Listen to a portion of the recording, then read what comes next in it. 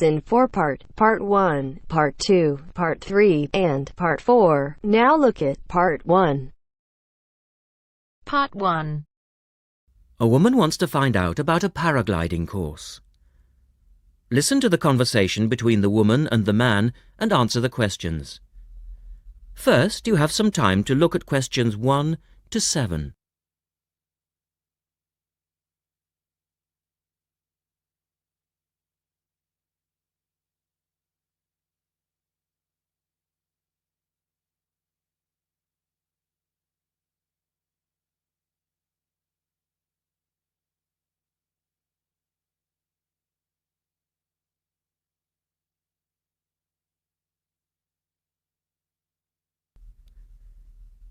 Now we shall begin. You should answer the questions as you listen because you will not hear the recording a second time. Listen carefully and answer questions 1 to 7.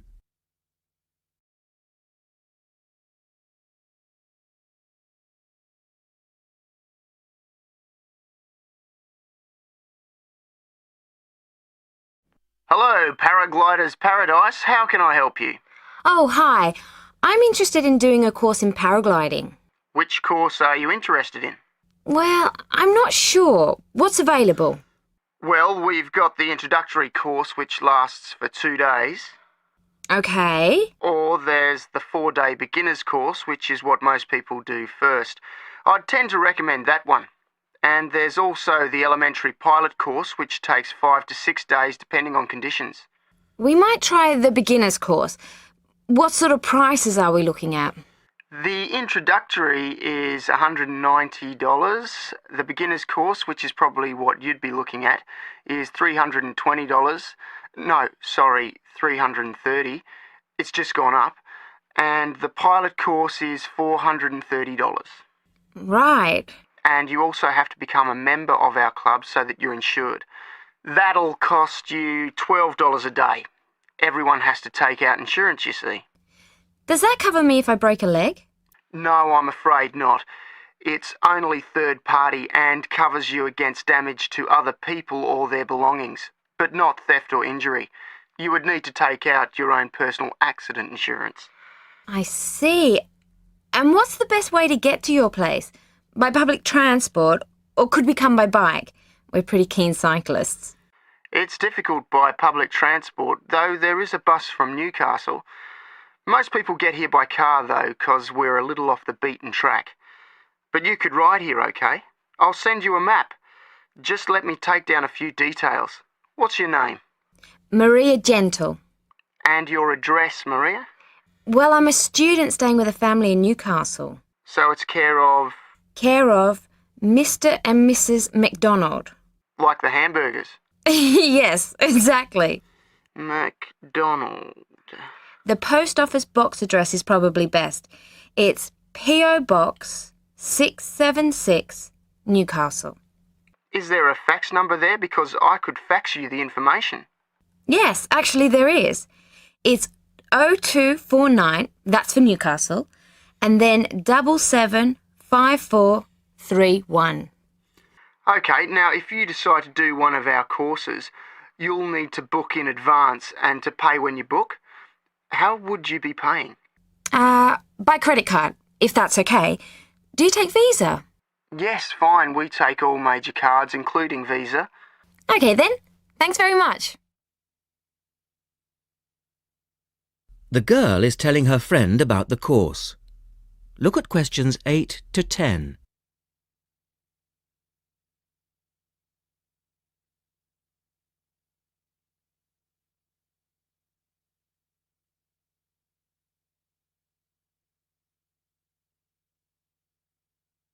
Now listen to their conversation and answer questions 8 to 10. Hi, Pauline. Hi, Maria. What's that you're reading? Just some information from a paragliding school. It looks really good fun. Do you fancy a go at paragliding? Sure. Do you have to buy lots of equipment and stuff? Not really. The school provides the equipment, but we'd have to take a few things along. Such as? Well, it says here, clothes, wear stout boots, so no sneakers or sandals, I suppose. And clothes suitable for an active day in the hills. Preferably a long-sleeve t-shirt. That's probably in case you land in the stinging nettles. It also says we should bring a packed lunch. We do not recommend soft drinks or flasks of coffee. Water is really the best thing to drink. We need to bring suntan lotion and something to protect your head from the sun. OK, that sounds reasonable. And where would we stay? Well, look, they seem to operate a campsite too, because it says here that it's only $10 a day to pitch a tent. That'd be fine, wouldn't it? And that way we'd save quite a bit, because even a cheap hotel would cost money. Or perhaps we could stay in a bed and breakfast nearby. It gives a couple of names here we could ring. I think I might prefer that. Hotels and youth hostels would all be miles away from the farm, and I don't fancy a caravan. No, I agree. But let's take a tent and pray for good weather. OK, let's do it.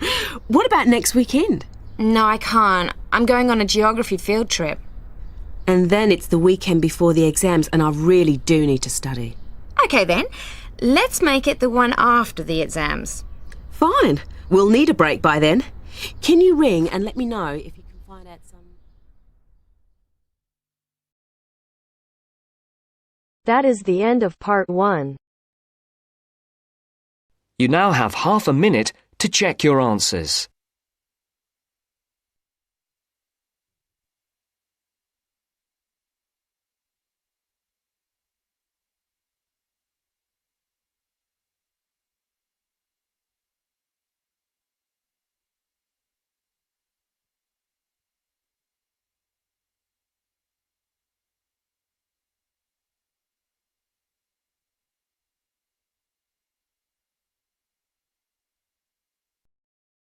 Now turns to part 2.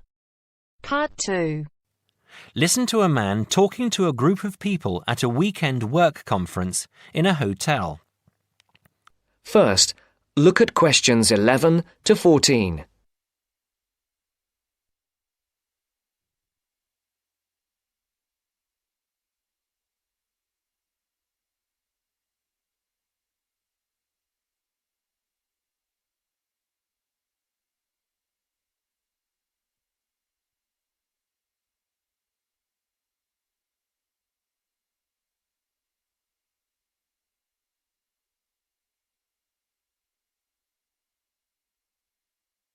Listen carefully.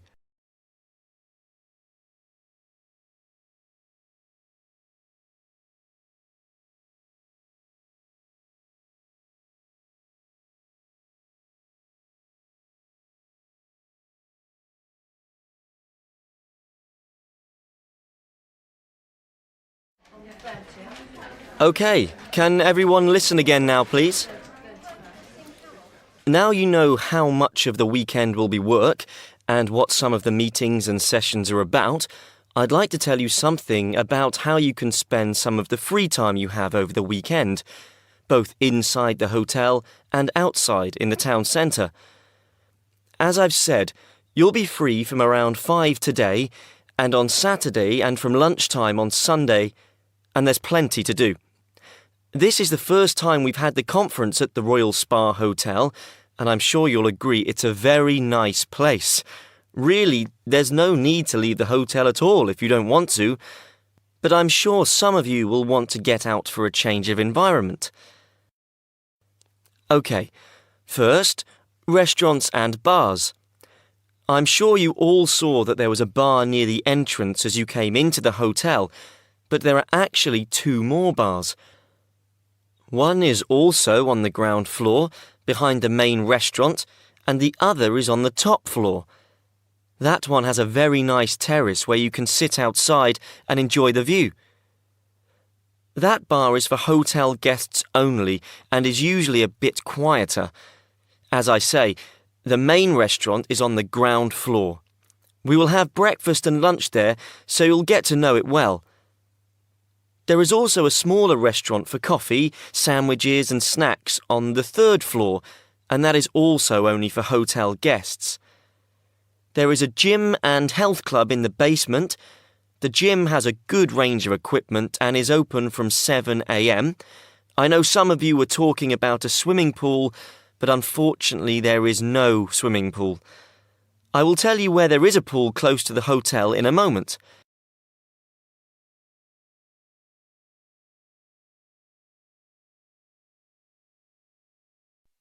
Before the broadcast continues, look at questions 15 to 20.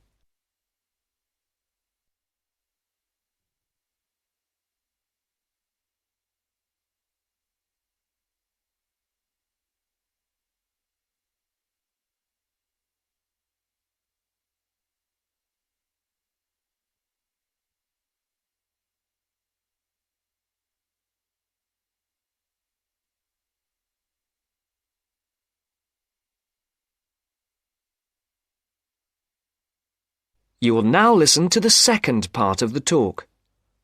Now, I hope to see some of you around the hotel over the weekend, but I'm sure you will want to get out and see the town at some point. If you'd like to look at the map on the screen, I'll show the area around the hotel. There is a map of the town centre in your welcome pack too.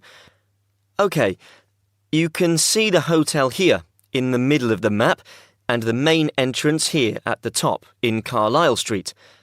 OK, that swimming pool I promised to tell you about is here, in Cromwell Road.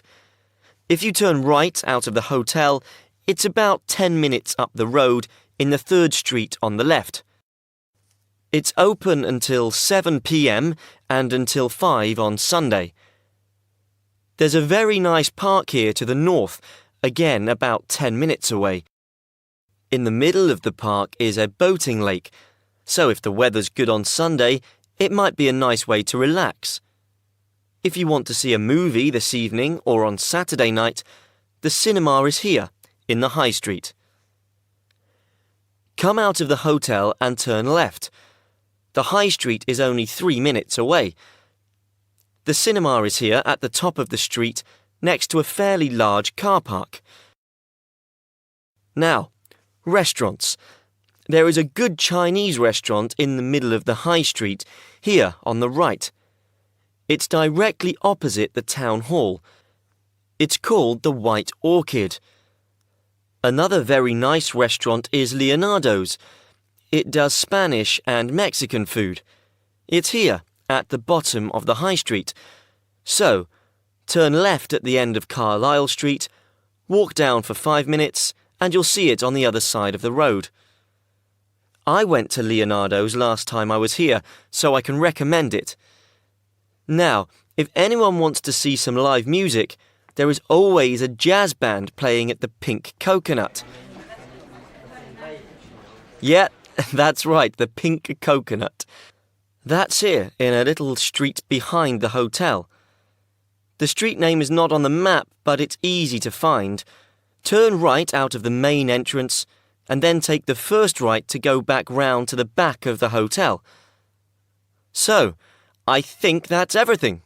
Please ask me if you have anything else. That is the end of part 2.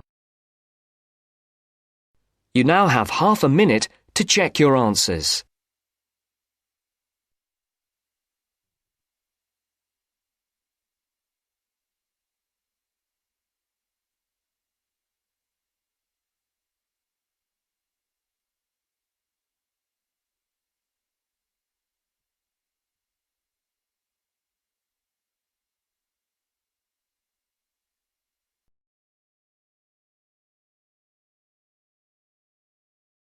Now turns to part 3. Part 3. You will hear two students discussing a project they have to do as part of a literature course on great books. First, you have some time to look at questions 21 to 25.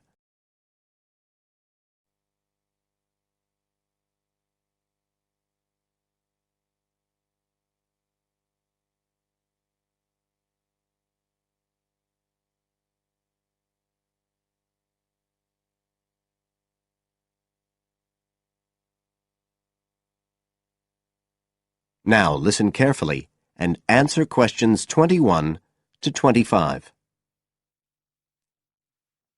Hi, Joey. How are you doing? I heard you were sick. Oh, hi, Olivia.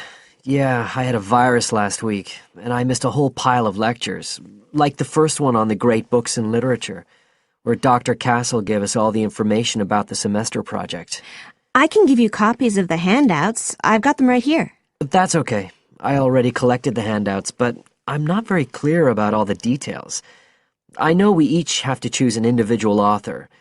I think I'm going to do Carlos Castaneda. I'm really interested in South American literature. Have you checked he's on the list that Dr. Castle gave us? We can't just choose anyone. Yeah, I checked. It's okay. Who did you choose? Well, I was thinking of choosing Ernest Hemingway, but then I thought, no, I'll do a British author, not an American one. So I chose Emily Bronte. Okay. And first of all, it says we have to read a biography of our author. I guess it's okay if we just look up information about him on the internet? No, it's got to be a full-length book. I think the minimum length's 250 pages. There's a list of biographies. Didn't you get that? Oh, right. I didn't realize we had to stick with that. So, what do we have to do when we've read the biography? Well, then we have to choose one work by the writer. Again, it's got to be something quite long. We can't just read a short story. But I guess a collection of short stories would be okay? Yes, or even a collection of poems, they said. But I think most people are doing novels. I'm going to do Wuthering Heights. I've read it before, but I really want to read it again now I've found out more about the writer. And then the video. We have to make a short video about our author and about the book. How long has it got to be? A minute. What? Like 60 seconds? And we got to give all the important information about their life and the book we choose? Well, you can't do everything. I wrote it down somewhere. Yes, Dr. Castle said we had to find or write a short passage that helps to explain the author's passion for writing, why they're a writer. So we can back this up with reference to important events in the writer's life, if they're relevant. But it's up to us, really. The video's meant to portray the essence of the writer's life and the piece of writing we choose. So when we read the biography, we have to think about what kind of person our writer is. Yes, and the historical context and so on. So for my writer, Emily Bronte, the biography gave a really strong impression of the place where she lived and the countryside around. Right. I'm beginning to get the idea. Before you hear the rest of the talk, you have some time to look at questions 26 to 30.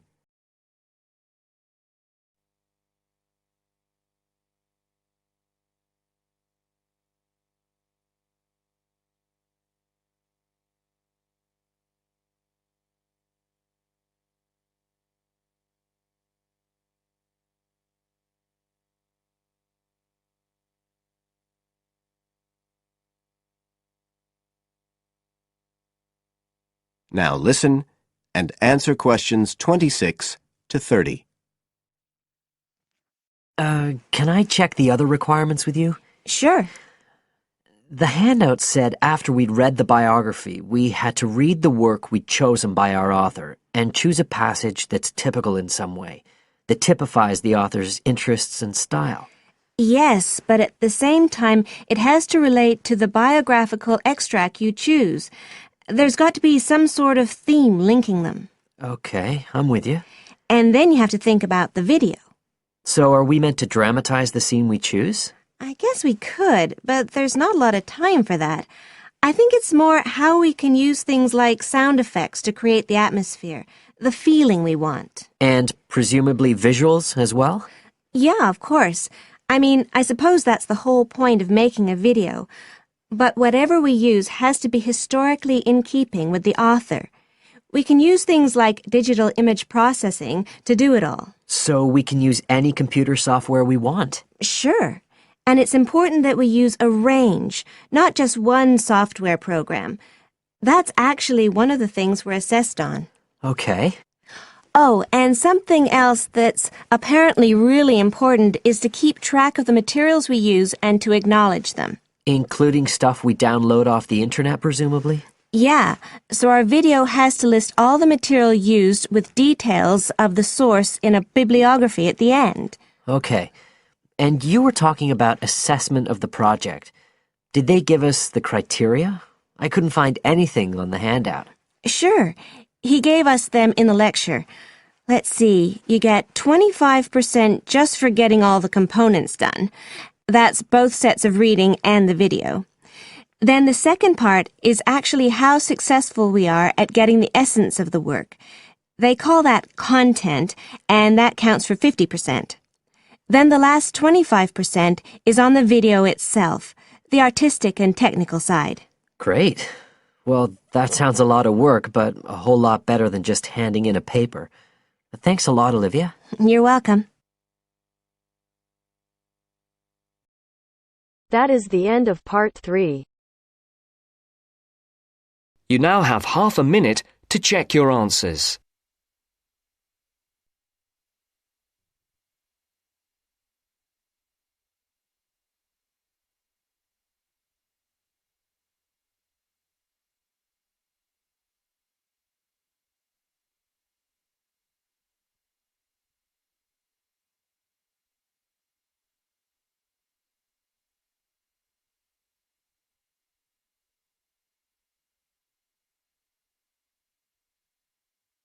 Now turns to part 4. Part 4. Now turns to part 4. Part 4. You will hear a talk on local businesses at a university business centre. First, you have some time to look at questions 31 to 40.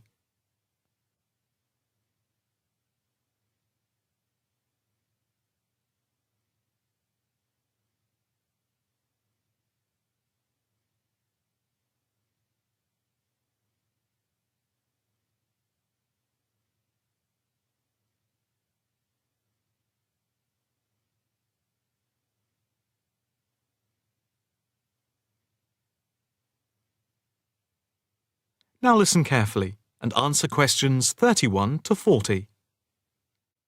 The subject of this evening's talk at the North Bank Business Centre is local businesses in the area surrounding the university and the benefit they bring to the employment prospects of people in the local area, especially young people at the beginning of their career.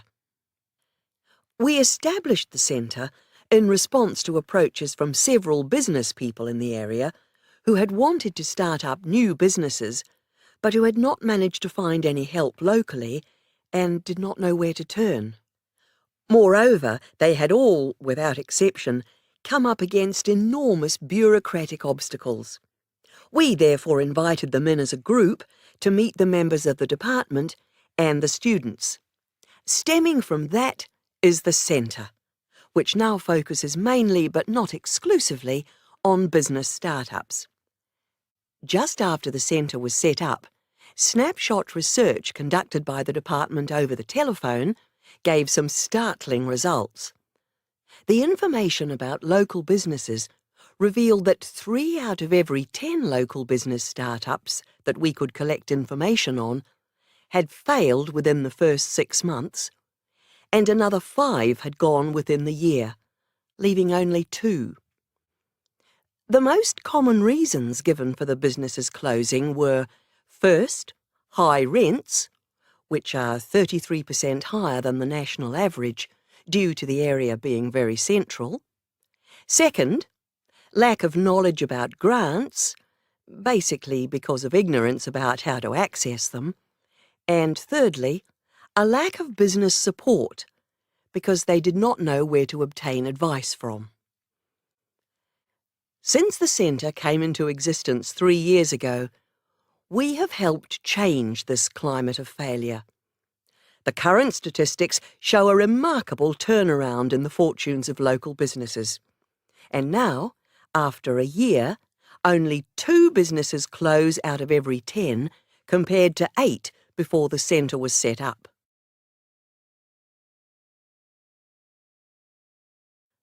Six local businesses are now taking part in a work placement and monitoring scheme, which is of mutual benefit to ourselves and the companies involved. O Foods, a small start-up company with 9 employees involved in organic food, and based at a local market, has one final year graduate doing a year-long study on improving the stock turnaround. This was a particular problem because the company found that they were losing sometimes up to 30% of their stock. Another startup is Innovations, which deals with producing video games. This company, which employs only 5 people, all under the age of 25, is receiving support in attracting business partners and achieving production targets. In the smaller business category, Sampson's Limited, a courier company which is interested in developing a taxi service, is being offered help with their business expansion plans. Another small niche company called Vintage Scooter, which specialises in revamping old scooters, is taking part in a product monitoring scheme, offering customer service up to a year after purchase to check the quality of their restoration. The first of the 2 medium-sized companies that the scheme is monitoring is Build Limited, which employs 47 people. A comparison of their products and services with other businesses in the area is being carried out by a researcher who is trying to support them in their efforts to extend the company's product range. The last company, Jones Systems, is perhaps the most interesting because it has been the victim of considerable personnel problems, which have been affecting the day-to-day operations of the company. And so, we are looking at conflict management and team building within the company. To sum up, advisors help the companies look at different business options and models, apply for grants, deal with employment issues, systems creation, and also provide accommodation at the centre to help them start up. E-mentoring for fledgling businesses is also in operation for those who find it difficult to attend the centre personally. The programme is funded by grants from local authorities. That is the end of part 4. You now have half a minute to check your answers.